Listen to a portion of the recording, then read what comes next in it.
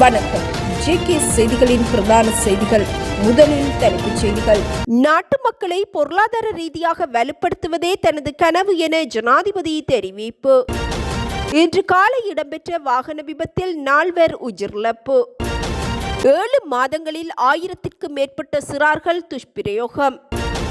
மல்லாகம் நீதவான் தனது பதவியை ராஜினாமா செய்துள்ளதாக அறிவிப்பு. மட்டு போதனா வைத்தியசாலை மலசல கூடத்தில் குழந்தையை பிரசவித்த சிற்றூழியர் கைது.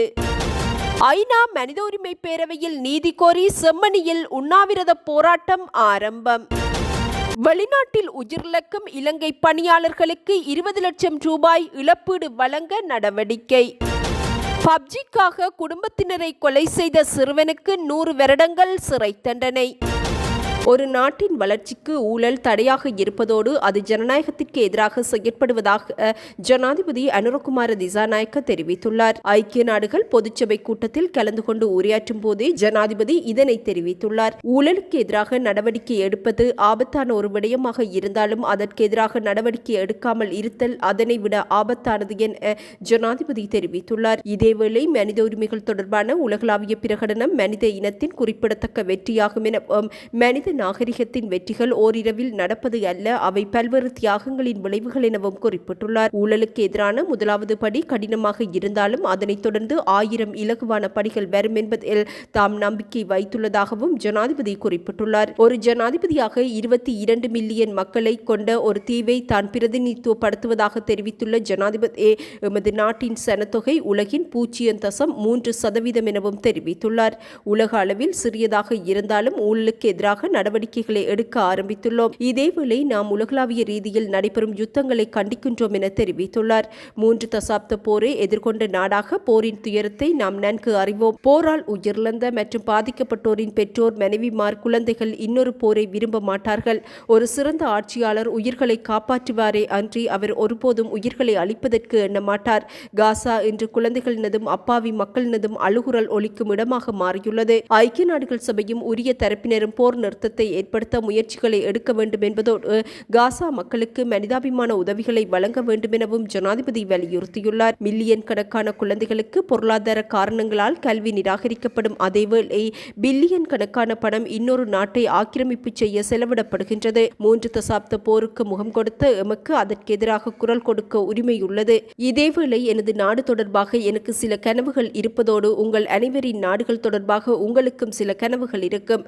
எனது நாட்டு மக்கள் அனைவரையும் பொருளாதார ரீதியாக வலுப்படுத்துவதே எனது கனவு என ஜனாதிபதி அனுரகுமார திசாநாயக்க தெரிவித்துள்ளார். நாடாளுமன்றத்தில் இன்று ஒழுங்கு பிரச்சினையை எழுப்பி யாழ் மாவட்ட நாடாளுமன்ற உறுப்பினர் ராமநாதன் அர்ச்சுனா பொது கழிப்பறையை பூட்ட வேண்டாம் என கேட்டுக்கொண்டுள்ளார். நாடாளுமன்றத்தில் உள்ள எங்கள் பொது கழிப்பறையை 4:30 மணிக்கு மூடப்படும் என போலீசார் கூறுகின்றனர். கழிப்பறையில் உள்ள உபகரணங்களை கழற்றி எடுத்துச் செல்வதாக கூறியே இதனை அப்படி மூடுவதாக அவர்கள் தெரிவிக்கின்றனர். எனவே 4:30 மணிக்கு பின்னர் ஊழியர்களுக்கு வெளியில் செல்ல முடியாத நிலை உள்ளது. எனவே இரவிலும் பொது கழிப்பறையை திறந்து வைக்க கூறுங்கள் என நாடாளுமன்ற உறுப்பினர் ராமநாதன் அர்ச்சுனா நாடாளுமன்றில் தெரிவித்துள்ளார். குர்நாகல் அனுராதபுரம் பிரதான வீதியில் தலாவ மீரிகம பகுதியில் இன்று காலை இடம்பெற்ற வாகன விபத்தில் 4 உயிரிழந்துள்ளனர். குர்நாகலில் இருந்து அனுராதபுரம் நோக்கி சென்று கொண்டிருந்த வேனும் எதிர்த்திசையில் பயணித்த லொரியும் மோதியதில் இந்த விபத்து இடம்பெற்றுள்ளது. விபத்தில் காயமடைந்தவர்கள் அனுராதபுரம் போதனா வைத்தியசாலையில் சிகிச்சைக்காக சேர்க்கப்பட்டுள்ளனர். விபத்து தொடர்பிலான மேலதிக விசாரணைகள் முன்னெடுக்கப்பட்டு வரும் நிலையில் உயிரிழப்புகளின் எண்ணிக்கை மேலும் அதிகரிக்கக்கூடும் எனவும் அச்சம் வெளியிடப்பட்டுள்ளது. குர்நாகலை மெல்சிரிபுர உயன பகுதியில் நேற்று மதகுருமார்களை ஏற்றிச் சென்ற கேபிள் கார் அறுந்து விழுந்து விபத்துக்குள்ளானதில் 7 பேர் உயிரிழந்துள்ளனர். உயிரிழந்தவர்களில் 2 ரஷ்ய துறவிகளும் கம்போடிய துறவி ஒருவரும் அடங்குவதாக போலீசார் தெரிவித்துள்ளனர். இச்சம்பவத்தில் காயமடைந்த 6 பேர் குர்நாகலை போதனா வைத்தியசாலையில் அனுமதிக்கப்பட்டுள்ளனர். விபத்து நேர்ந்த சந்தர்ப்பத்தில் குறித்த கேபிள் காரில் 13 மதகுருமார்கள் பயணித்துள்ளமை குறிப்பிடத்தக்கது. ஐக்கிய நாடுகள் சபையின் 80வது பொதுச்சபை அமர்வில் கலந்து கொள்வதற்காக அமெரிக்காவிற்கு சென்றுள்ள ஜனாதிபதி அனுரகுமார திசாநாயக்க போர்த்துகல் ஜனாதிபதி மார்செலோ ரெபேலா உள்ளிட்டோருடன் இருதரப்பு பேச்சுவார்த்தைகளில் ஈடுபட்டுள்ளார். இச்சந்திப்பில் வெளிவகார அமைச்சர் விஜித்த ஹேரத், ஐக்கிய நாடுகள் சபைக்கான இலங்கையின் நிரந்தர பிரதிநிதி முன்னாள் பிரதம நீதியரசர் ஜனாதிபதி சட்டத்தரணி ஜயந்த ஜயசூரிய ஆகியோர் கலந்து கொண்டிருந்தனர். அத்துடன் ஜனாதிபதி ஆஸ்திரேலிய பிரதமர் ஆந்தோனி அல்பானிஸ் உள்ளிட்டோரை சந்தித்தும் கலந்துரையாடியுள்ளார். இச்சந்திப்பு ஐக்கிய நாடுகள் சபைக்கான தொடர்பான இலங்கையின் நிரந்தர பிரதிநிதி அலுவலகத்தில் இடம்பெற்றுள்ளது. ஜனாதிபதி அனுரகுமார திசாநாயக்க பாகிஸ்தான் பிரதமர் ஷெஃபாஸ் ஷெரீப்பை சந்தித்தும் கலந்துரையாடியுள்ளார். இதன்போது இலங்கை பாகிஸ்தான் நாடுகளுக்கு இடையிலான உறவுகளை மேலும் பலப்படுத்துவது குறித்து கவனம் செலுத்தப்பட்டுள்ளது. போதைப்பொருள் பற்றிய தகவல்களை வழங்க பொதுமக்களுக்கு புதிய தொலைபேசி எண்களை போலீஸ் தலைமையகம் அறிமுகப்படுத்தியுள்ளது. நாட்டின் பல்வேறு பகுதிகளில் பரவலாக காணப்படும் ஹெரோயின், ஐஸ், ஹொக்கைன் மற்றும் கஞ்சா உள்ளிட்ட போதைப் பொருட்களை பற்றிய தகவல்களை சம்பந்தப்பட்ட மாகாணத்திற்கு பொறுப்பான மூத்த டிஐஜியின் மொபைல் தொலைபேசி எண்ணை நேரடியாக அழைப்பதன் மூலம் பொதுமக்கள் தகவல்களை வழங்க முடியும் என அறிவிக்கப்பட்டுள்ளது. வழங்கப்பட்ட தகவல்களின் இரகசியத்தன்மையை பாதுகாக்கும் அதேவேளை மூத்த டிஐஜிக்கள் தேவையான சோதனைகள் மற்றும் சட்ட நடவடிக்கைகளை மேற்கொள்வார்கள் எனவும் அறிவிக்கப்பட்டுள்ளது. போதைப்பொருள் அச்சுறுத்தலை ஒழிக்க குடிமக்களாக நீங்கள் வழங்கும் ஆதரவை இலங்கை போலீஸ் பெரிதும் பாராட்டுகின்றது எனவும் சம்பந்தப்பட்ட மாகாணங்களுக்கு பொறுப்பான மூத்த டிஐஜிக்களின் பெயர்கள் மற்றும் மொபைல் தொலைபேசி எண்களும் அறிமுகப்படுத்தப்பட்டுள்ளன. 2025ஆம் ஆண்டின் முதல் 7 மாதங்களில் சிறுவர் துஷ்பிரயோகம் தொடர்பாக 1000க்கும் மேற்பட்ட முறைப்பாடுகள் பதிவு செய்யப்பட்டுள்ளதாக மகளிர் மற்றும் சிறுவர் விவகார அமைச்சர் சரோஜா சாவித்ரி போல்ராஜ் தெரிவித்துள்ளார். இன்று நாடாளுமன்றில் தண்டனை சட்ட திருத்தச் சட்டமூலத்தின் 2ஆம் வாசிப்பு மீதான விவாதத்தின் போதே அவர் இதனை குறிப்பிட்டார். வீடுகள், பாடசாலைகள், தடுப்பு மையங்கள் மற்றும் வீதிகள் போன்ற இடங்களில் சிறுவர் துஷ்பிரயோகத்திற்கு ஆளாகும் சந்தர்ப்பங்கள் அதிகரிக்கப்பட்டுள்ளதாகவும் சரோஜா சாவித்ரி போல்ராஜ் தெரிவித்துள்ளார். அத்துடன் கடந்த வருடத்துடன் ஒப்பிடும் போது இவ்வருடத்தில் கிடைக்கப்பெற்றுள்ள முறைப்பாடுகளின் எண்ணிக்கை அதிகம் என அமைச்சர் தெரிவித்துள்ளமை குறிப்பிடத்தக்கது. முன்னாள் ஜனாதிபதி ரணில் விக்ரமசிங்கவை விளக்கமறியலில் வைக்க உத்தரவிட்ட மாவட்ட நீதவானுக்கு பதவி உயர்வு வழங்கப்பட்டுள்ளது. எனினும் அரசாங்கத்தின் அமைச்சர் ஒருவரை கைது செய்ய உத்தரவிட்ட நீதவானுக்கு இடமாற்றம் வழங்கப்பட்டுள்ளது. இதுதான் இந்த அரசாங்கத்தின் சட்ட ஆட்சி என ஐக்கிய மக்கள் சக்தியின் பொதுச் செயலாளரும் நாடாளுமன்ற உறுப்பினருமான ரஞ்சித் மத்துமபண்டார தெரிவித்துள்ளார். ஜேவிபியின் காட்டு நீதிமன்ற செயற்பாடுகளை தாம் அறிந்து கொண்டுள்ளதாகவும் இந்த நிலைமையை மீண்டும் ஏற்படுத்தவா இப்போது முயற்சிக்கின்றார்கள் எனவும் அவர் கேள்வி எழுப்பியுள்ளார். நாடாளுமன்றத்தில் நேற்று இடம்பெற்ற தண்டனை சட்டக்கோவை திருத்தச் சட்டமூலம் மீதான விவாதத்தின் போதே ரஞ்சித் மத்துமபண்டார இவ்வாறு தெரிவித்துள்ளார். பலஸ்தீனத்தை ஒரு சுதந்திர நாடாக அங்கீகரிப்பதாக ஜனாதிபதி அனுரகுமார திசாநாயக்க தெரிவித்துள்ளார். இஸ்ரேலுக்கும் பலஸ்தீனத்திற்கும் இடையிலான மோதலை முடிவுக்கு கொண்டு வருவதற்கு அனைத்து ஆதரவையும் வழங்குவதாகவும் ஜனாதிபதி சுட்டிக்காட்டியுள்ளார். ஐக்கிய நாடுகள் சபையின் 80வது பொதுச்சபை அமர்வில் உரையாற்றிய போதே ஜனாதிபதி இதனை தெரிவித்துள்ளார். நீதவானுக்குரிய கண்ணியமான நடத்தைகளை வெளிப்படுத்தாமை உள்ளிட்ட குற்றச்சாட்டுகளுக்கு உள்ளான மல்லாகம் நீதவான் தனது பதவியை ராஜினாமா செய்துள்ளார். யாழ்ப்பாணம் மல்லாகம் நீதவான் நீதிமன்ற நீதவானுக்குரிய கண்ணியமான நடத்தைகளை வெளிப்படுத்தாமை உள்ளிட்ட குற்றச்சாட்டுகளை முன்வைத்து மல்லாகம் சட்டத்தரணிகள் சங்கம் நீதிச்சேவை ஆணைக்குழுவிற்கு முறைப்பாடுகளை மேற்கொண்டிருந்தது. முறைப்பாட்டின் பிரகாரம் நீதிச்சேவை ஆணைக்குழுவினால் விசாரணைகள் முன்னெடுக்கப்பட்டு வந்த நிலையில் நீதவான் தனது பதவி விலகல் கடிதத்தை நேற்று முன்தினம் நீதிச்சேவை ஆணைக்குழுவிடம் கையளித்துள்ளார். இவரது பதவி விலகலை நீதிச்சேவை ஆணைக்குழு ஏற்றுக்கொண்டதை அடுத்து நேற்றைய தினம் மேல் நீதிமன்ற நீதிபதி மல்லாகம் நீதவான் நீதிமன்றத்திற்கு விஜயம் செய்த நிலையில் நீதவானின் சமாதான அறை மற்றும் நீதிமன்றத்தில் நீதவானின் கட்டுப்பாட்டில் இருந்த பொருட்கள், ஆவணங்கள் என்பன மேல் நீதிமன்ற நீதிபதி முன்னிலையில் நீதவான் நீதிமன்ற பதிவாளரிடம் கையளித்துள்ளார்.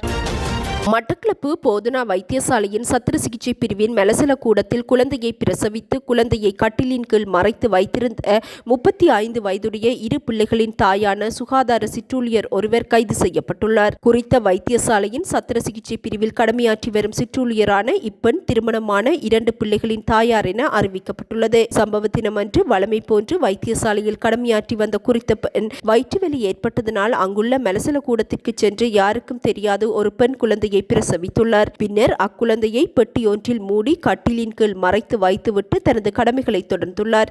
இந்நிலையில் அவருக்கு இரத்தப்போக்கு அதிகரித்ததை அவதானித்த தாதி ஒருவர் அவரை வாட்டில் அனுமதிக்க செய்தார். தொடர்ந்தும் அவருக்கு பரிசோதனை செய்த வைத்தியர்கள் அவர் குழந்தை பெற்றுள்ளதை கண்டறிந்துள்ளனர். இதனை அடுத்து தேடிய போது பெட்டியில் போடப்பட்டு கட்டிலின் கீழ் மறைத்து வைக்கப்பட்டிருந்த குழந்தை உயிரிழந்த நிலையில் மீட்கப்பட்டுள்ளது. குறித்த சிற்றூழியரின் கணவரும் குறித்த வைத்தியசாலையின் சிற்றூழியராகவே கடமையாற்றி வருகின்றார்.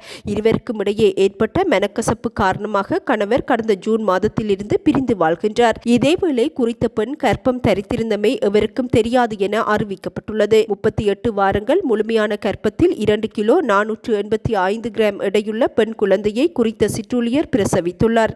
சம்பவத்தை அடுத்து வைத்தியசாலையில் சிகிச்சை பெற்று வரும் அவரை போலீசார் கைது செய்தனர். இதேவேளை உயிரிழந்த குழந்தையின் மாதிரிகள் மேலதிக பரிசோதனைக்காக கொழும்பு பகுப்பாய்வு திணைக்களத்திற்கு அனுப்பப்பட்டுள்ளது. பிரிந்த கணவன் அக்குழந்தை தனக்கு பிறக்கவில்லை என தெரிவித்ததை அடுத்து குழந்தை மற்றும் குறித்த நபரின் இரத்த மாதிரிகளை பெற்று DNA பரிசோதனை நடத்துவதற்கும் நடவடிக்கை எடுக்கப்பட்டுள்ளது. கைது செய்யப்பட்டவரை நீதிமன்றில் ஆஜர்படுத்தவும் நடவடிக்கைகள் மேற்கொள்ளப்பட்டுள்ளன. சம்பவம் தொடர்பான மேலதிக விசாரணைகளை மட்டு தலைமையக பெரும் குற்றத்தடுப்பு பிரிவு போலீசார் மேற்கொண்டுள்ளனர்.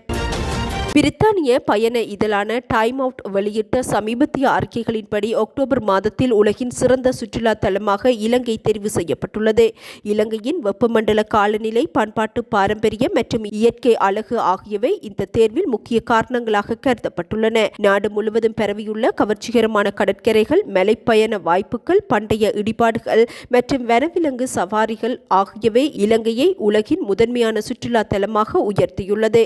இத்தரவரிசை அக்டோபர் மாதத்தில் அனுபவிக்கக்கூடிய பருவகால வசீகரம், கலாசார நிகழ்வுகள் மற்றும் தனித்துவமான அனுபவங்களை அடிப்படையாக கொண்டு உருவாக்கப்பட்டதாக டைம் அவுட் இதழ் குறிப்பிட்டுள்ளது. இப்பட்டியலில் துருக்கி 2ஆம் இடத்தையும் அமெரிக்காவின் நியூ மெக்சிகோ 3வது இடத்தையும் பெற்றுள்ளன. ஏனைய முக்கிய சுற்றுலா தலங்களாக ஸ்பெயினின் வெலன்சியா, அமெரிக்காவின் நியூயார்க், பிலிப்பைன்ஸ், பூட்டான், போஸ்னியா மற்றும் ஹர்சகோவினா, ருமேனியாவின் டிமிசோரா, அமெரிக்காவின் சான் பிரான்சிஸ்கோ மற்றும் நமீபியா ஆகிய நாடுகள் இடம்பெற்றுள்ளன. வடக்கு கிழக்கு தமிழ் மக்களின் கோரிக்கைகளை சர்வதேச சமூகத்தின் பார்வைக்கு கொண்டு செல்லும் நோக்கில் ஆரம்பிக்கப்பட்ட சுழற்சி முறையான உண்ணாவிரத போராட்டத்தில் கலந்து கொள்ளுமாறு அனைத்து மாவட்ட தமிழ் மக்களுக்கும் அழைப்பு விடுக்கப்பட்டுள்ளது. செம்மணி, சித்துப்பாத்தி, மனித புதைகுழி முன்றலில் இன்று ஆரம்பிக்கப்பட்டுள்ள இந்த அடையாள உண்ணாவிரத போராட்டம் எதிர்வரும் 29ஆம் தேதி வரை முன்னெடுக்கப்பட உள்ளதாக வடக்கு கிழக்கு வலிந்து காணாமல் ஆக்கப்பட்டோர் சங்கத்தின் செயலாளர் சிவானந்தன் ஜெனிதா தெரிவித்துள்ளார். ஜெனீவாவில் நடைபெற்று வரும் ஐக்கிய நாடுகள் சபை கூட்டத்தொடரில் வடக்கு கிழக்கு தமிழ் உறவுகளுக்கு நிரந்தர தீர்வு வேண்டும் மற்றும் இனப்படுகொலைக்கு நீதி வழங்கப்பட வேண்டும் என்பவை உள்ளிட்ட பல கோரிக்கைகளை முன்வைத்து இந்த உண்ணாவிரத போராட்டம் முன்னெடுக்கப்பட்டுள்ளது. இதேவேளை ஐக்கிய நாடுகள் மனித உரிமை பேரவையில் வடக்கு கிழக்கு தமிழ் மக்களுக்கான நீதியை பெற்றுத்தர அனைவரும் ஒன்றிணைய வேண்டும் எனவும் சர்வதேச சமூகத்திடம் கோரிக்கை முன்வைத்து போராட்டம் முன்னெடுக்கப்பட்டுள்ளமை குறிப்பிடத்தக்கது. நாட்டின் சில பகுதிகளில் இன்றும் 100 மில்லிமீட்டருக்கும் அதிக பலத்த மழை பெய்யக்கூடும் என வளிமண்டலவியல் திணைக்களம் எதிர்வு கூறியுள்ளது. மேல் சப்ரகமுவ, வடமேல் மாகாணங்களிலும் காலி, மாத்தறை, கண்டி, நுவரெலியா மாவட்டங்களிலும் அவ்வப்போது மழை பெய்யும் என திணைக்களம் அறிவித்துள்ளது. சில இடங்களில் 100 மில்லிமீட்டருக்கும் அதிகமான பலத்த மழை வீழ்ச்சி எதிர்பார்க்கப்படுகின்றது. பிற்பகல் 2 மணிக்கு பின்னர் ஊவா மாகாணத்திலும் அம்பாறை மற்றும் மட்டக்களப்பு மாவட்டங்களிலும் இடியுடன் கூடிய மழை பெய்யும் என எதிர்வு கூறப்பட்டுள்ளது. காற்றின் வேகமானது 40 முதல் 50 கிலோமீட்டர் வேகத்தில் வீசும் எனவும் எதிர்வு கூறப்பட்டுள்ளது. வெளிநாட்டில் பணிபுரியும் இலங்கை தொழிலாளர் ஒருவர் பணியின் போது உயிரிழந்தால் அவரது குடும்பத்திற்கு வழங்கப்படும் காப்பீட்டு இழப்பீட்டுத் தொகை 20 லட்சமாக உயர்த்தப்பட்டுள்ளது. இலங்கை வெளிநாட்டு வேலைவாய்ப்பு பணியகத்தில் நடைபெற்ற விசேட ஊடக சந்திப்பின் போதே அதன் தலைவர் கோசல விக்ரமசிங்கே இதனை தெரிவித்துள்ளார். முன்னதாக வெளிநாட்டில் மரணம் ஒன்று ஏற்படும் போது 6 லட்சம் ரூபாய் காப்பீட்டு இழப்பீடு வழங்கப்பட்டு வந்த நிலையில் தற்போது 14 லட்சம் ரூபாய் சேர்க்கப்பட்டு 20 லட்சம் ரூபாயாக இழப்பீடு வழங்கப்படும் என அவர் சுட்டிக்காட்டியுள்ளார். இதற்கிடையே இலங்கையில் வெளிநாட்டு ஊழியர்களின் கணவர் அல்லது மனைவி ஒரு தொழிலை தொடங்குவதற்காக கடன் திட்டம் ஒன்றையும் பணியகம் அறிமுகப்படுத்தியுள்ளது.